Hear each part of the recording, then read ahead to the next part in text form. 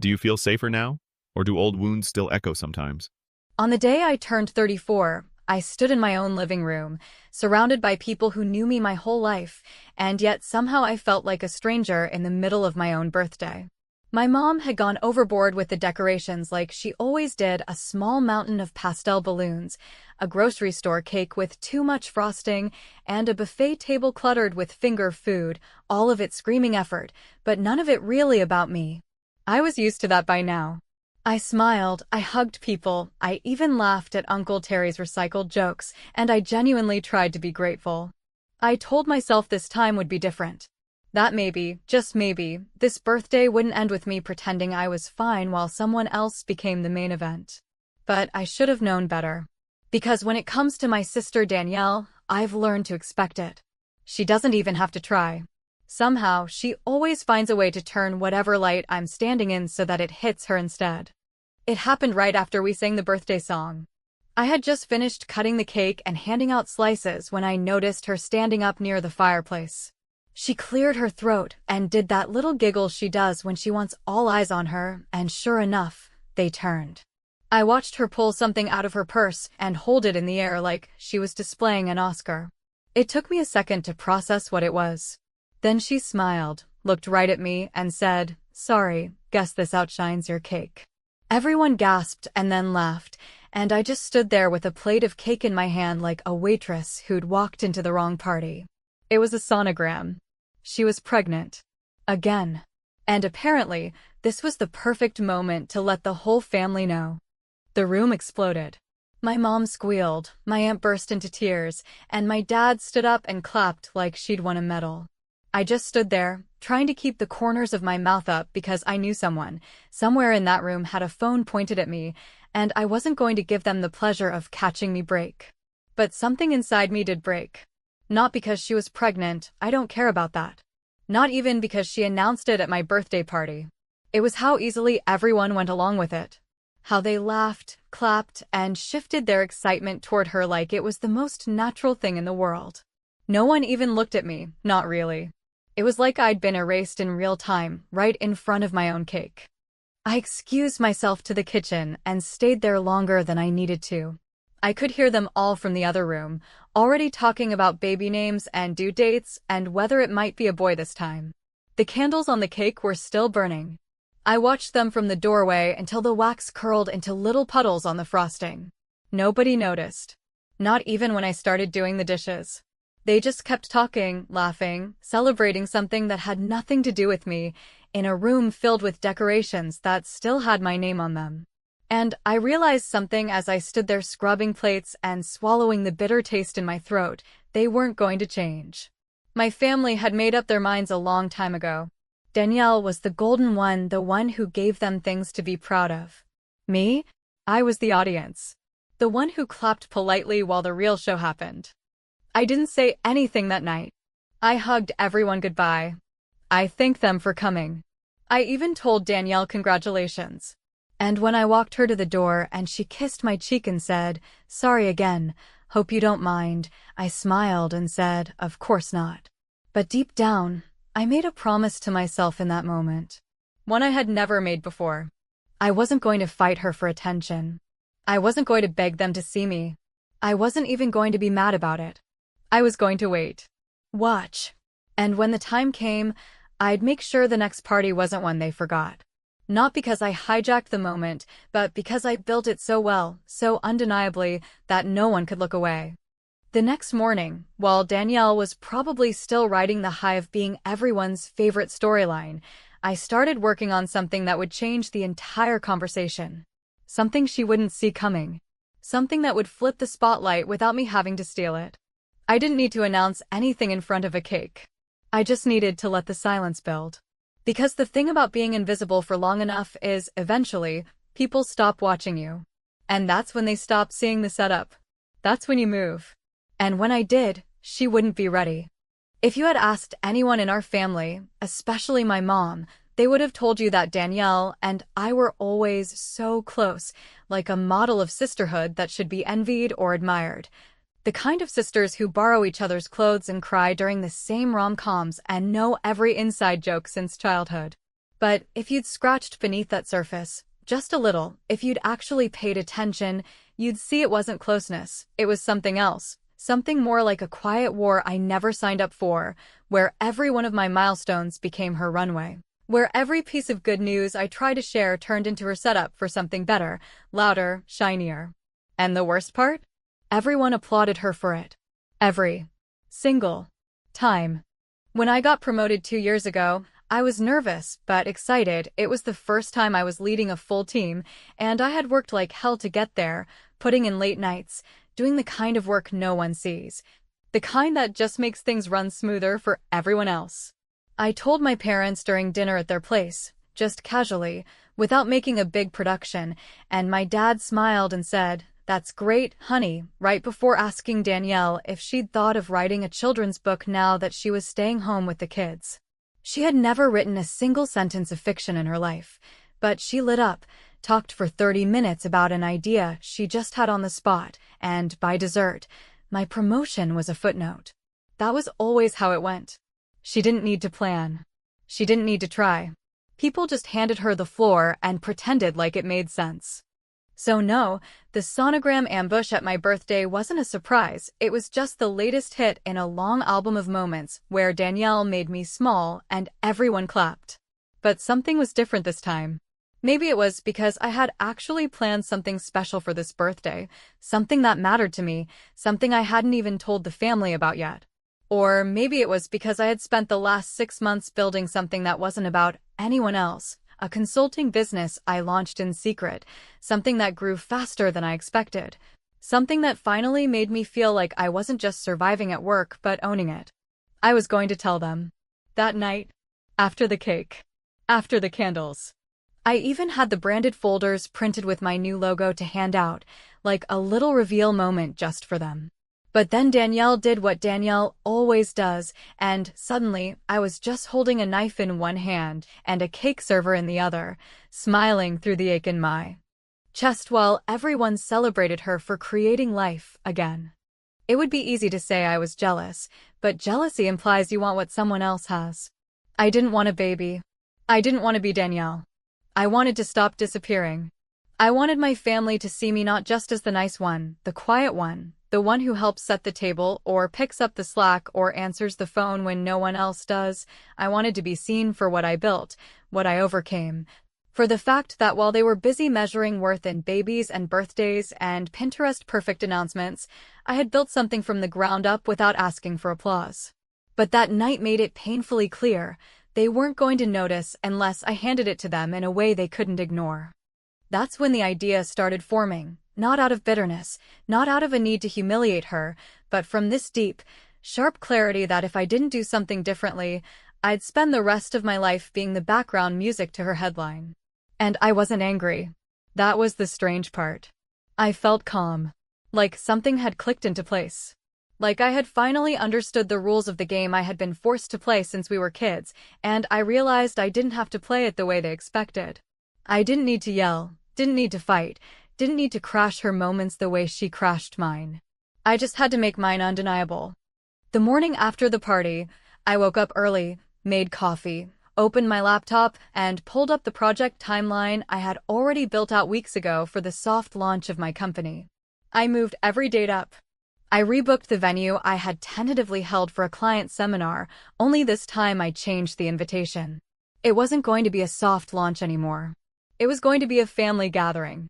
A brunch, technically, that's all I wrote on the invite. I picked a weekend 2 weeks out, sent it from my business email with a minimalist design, and added a line that just said, "Excited to share something important with you." No pictures. No clip art. No hashtags. Just mystery and intention. Within minutes of the invites going out, the first text came in. Then the second. By the fifth message, all some version of, "What's this about?" or "Should we dress up?" I knew it had landed. But it was Danielle's call, not 5 minutes later, that told me I had finally disrupted the pattern. Her voice was sharp, almost chirpy, the kind of tone that's trying too hard to sound casual, but carries panic just underneath. "So, brunch," she said, drawing out the word like it was foreign. "Is there, like, a reason?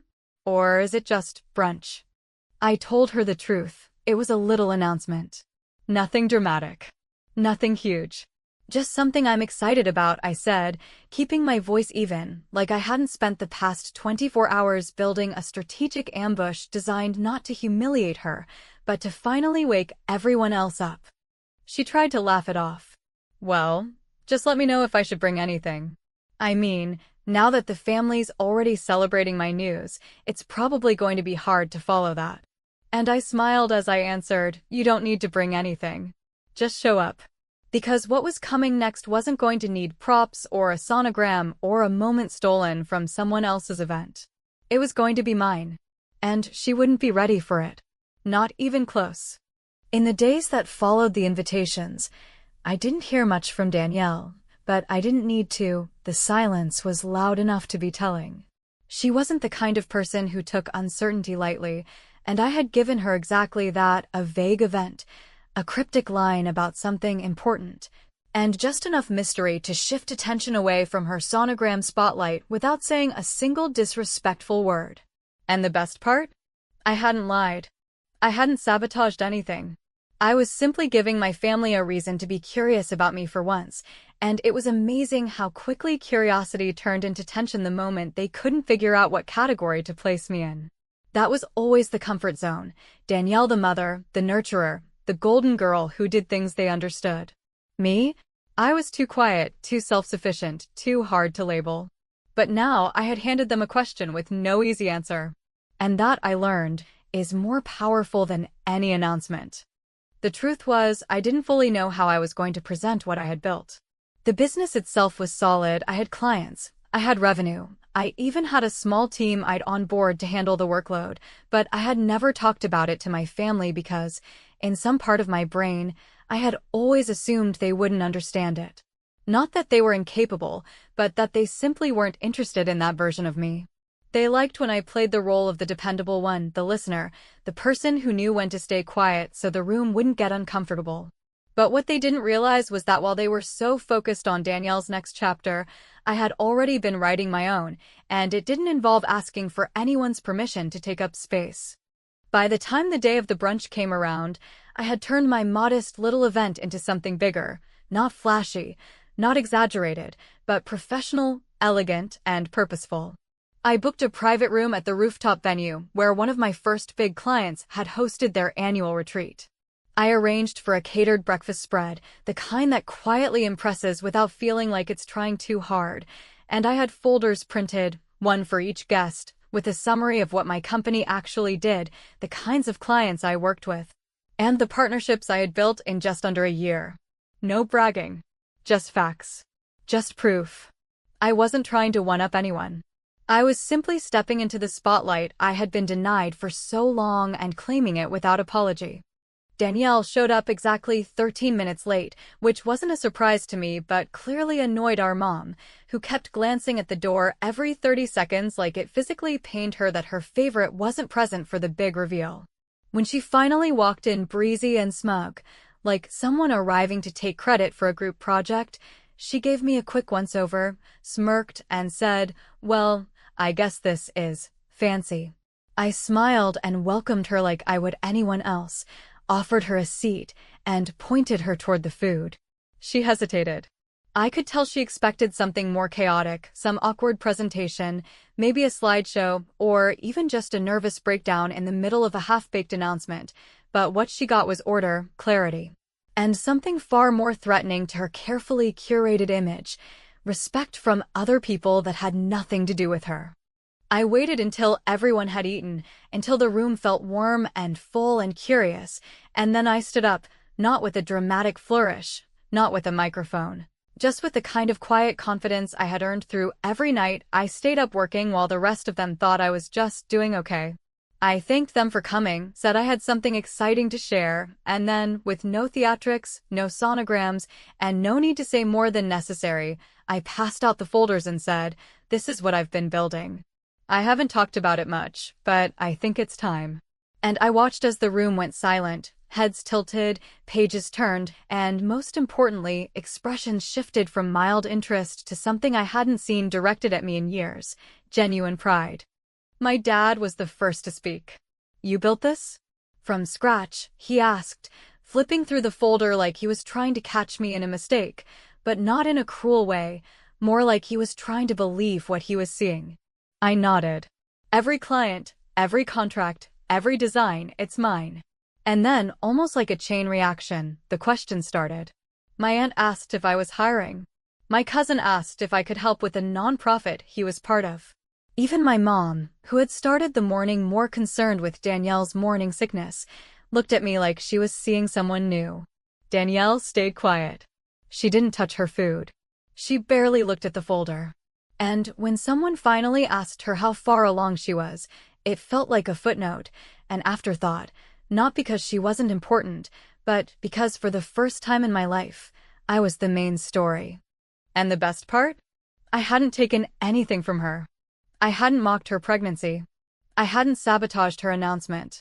I had just shown up fully, unapologetically, and forced everyone to see what they had missed by being so busy clapping for someone else. She tried to recover, made some joke about hormones and how she cried just looking at the Starbucks menu that morning, but no one laughed the way they usually did. The room wasn't hers anymore. And she knew it. What she didn't know, what none of them knew, was that this wasn't the final act. The reveal today was only the beginning. There was one more move I hadn't played yet. And it was the one that would make sure she never tried to overshadow me again. In the days following the brunch, I noticed something strange. The same family members who used to text me once every few weeks with surface-level questions or logistical updates suddenly began reaching out with actual interest. With curiosity that felt real rather than obligatory, asking about the business, the next steps, and even offering connections or resources like I had become someone worth investing in overnight. And while that shift was satisfying, I didn't let it distract me from what I had quietly set in motion behind the scenes, because while Danielle was still busy pretending her little power play at my birthday had been harmless or accidental, I knew it wasn't just about one moment. It was about years of being silenced by smiles and overshadowed by someone who had made a habit out of diminishing me while dressing it up as charm. What I had planned next wasn't born out of revenge in the traditional sense, and it wasn't about embarrassing her or taking anything from her, because that would have made me just another player in her game. This was about reclaiming the narrative for good. About making a statement that couldn't be undone with a laugh, a shrug, or a conveniently timed sonogram.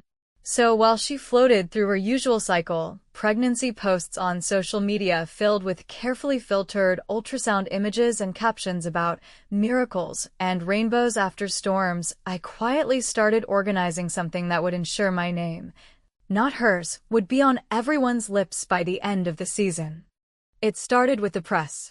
A former client of mine who now worked in local media owed me a favor, nothing big, just a blurb about women-owned businesses in the area, but when she learned the scope of what I was doing, she offered more. An interview.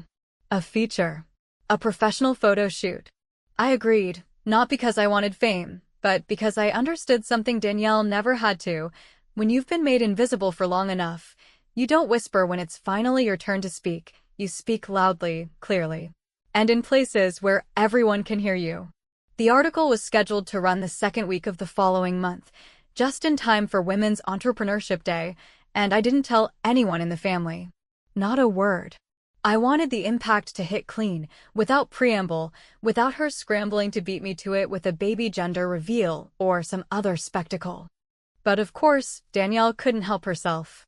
Maybe she felt the shift in energy at the brunch, or maybe someone told her that her usual gravitational pull had weakened, but something changed. I started noticing little things, passive-aggressive texts, accidental, group messages where she would casually mention how tired she was from planning the baby shower, comments about how she hoped we didn't feel too much pressure to compete with the arrival of her third child. It was transparent and pathetic, but I let it slide because I didn't need to respond. The truth was, her attempts to claw back attention only made her look more desperate. And deep down, I think she knew it. Then, one afternoon, I got the call from our mom. It wasn't anything dramatic, just a casual, meandering conversation where she eventually dropped this little bomb. Danielle was thinking of moving the baby shower up a few weeks, maybe early November, and wasn't that just perfect timing since you're not doing anything that weekend, right? I don't think she even heard how loaded the question was. I paused for a moment and then said, "Actually, I might be out of town that weekend," which wasn't a lie. I had been invited to speak on a panel for small business owners in Chicago and was already planning to go. There was a long silence on the other end of the line. Then a soft, confused, "Oh, well, we'll figure something out."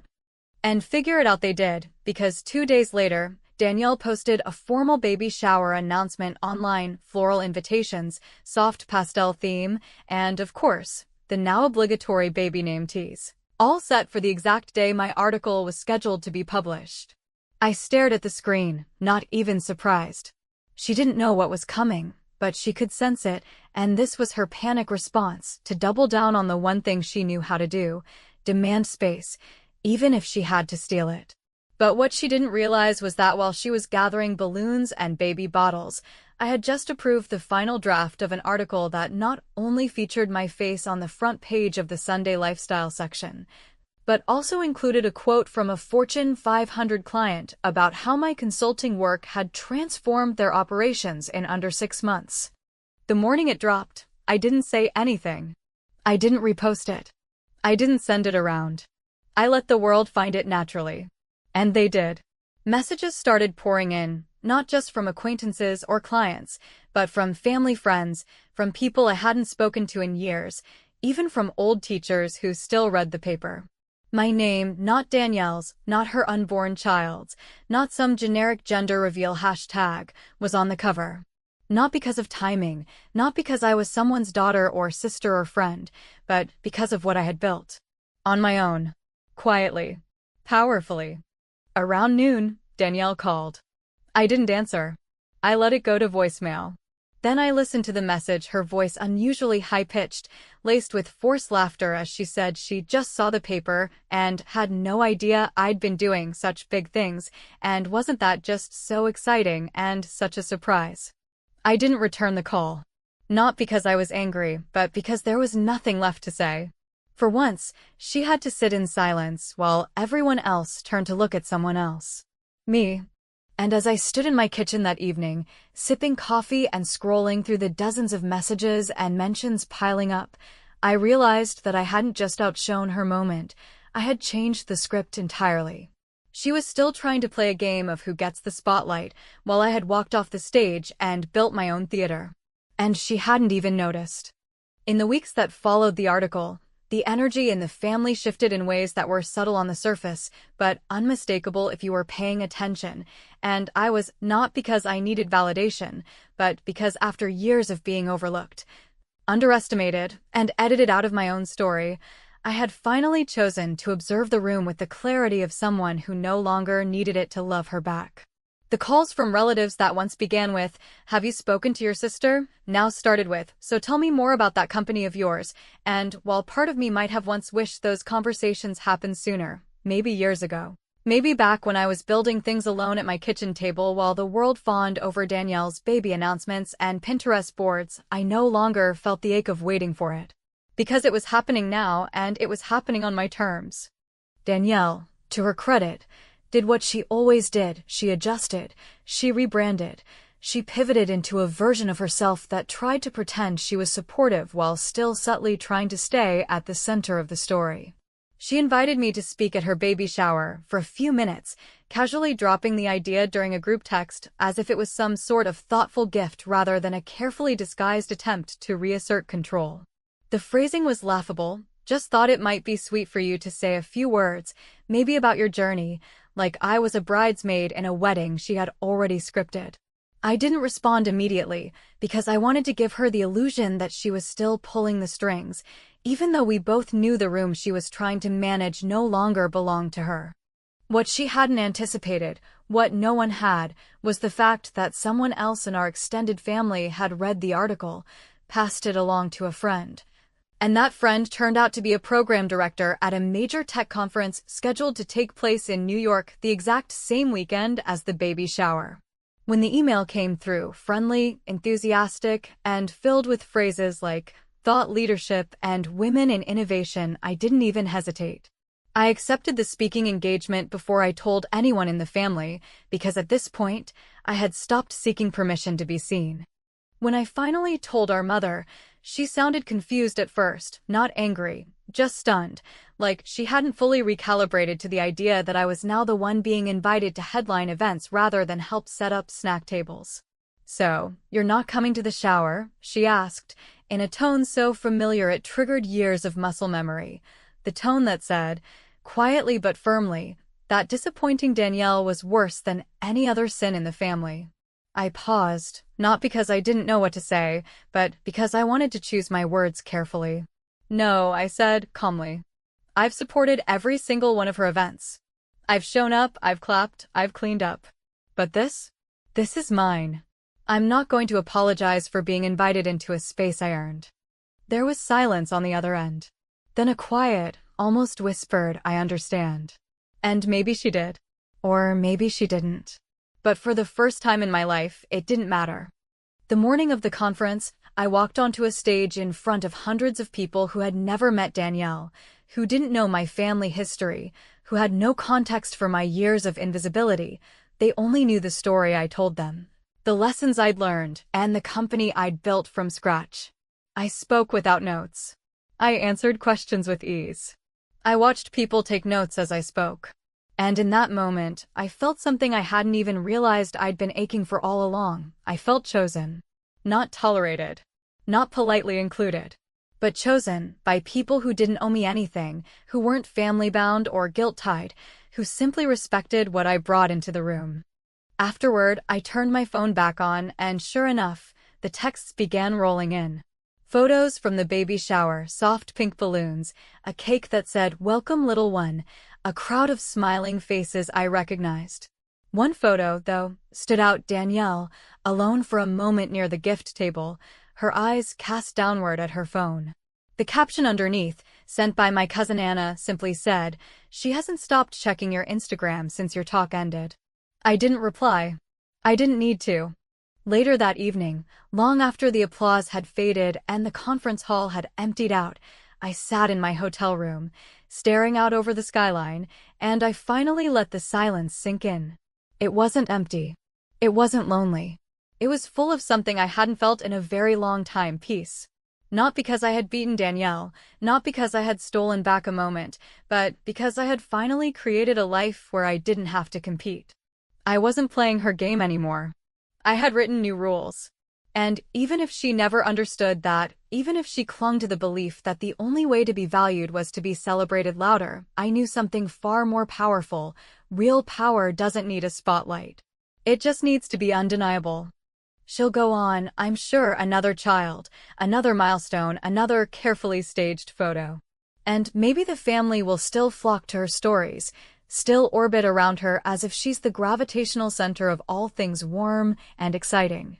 But somewhere in that orbit, whether she admits it or not, she knows now that I'm no longer in her shadow.